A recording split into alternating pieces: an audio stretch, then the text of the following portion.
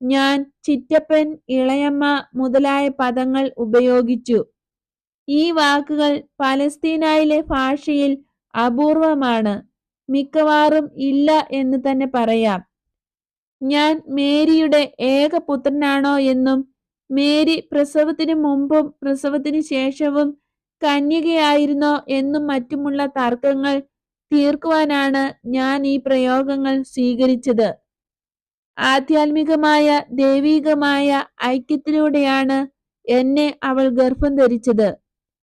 ഞാൻ വീണ്ടും ആവർത്തിച്ചു പറയട്ടെ, അതിനു മുമ്പും പിമ്പും വേറൊരു ഐക്യവും അറിഞ്ഞിട്ടില്ല. വേറൊരു കുട്ടിയെയും അവൾ പ്രസവിച്ചിട്ടുമില്ല.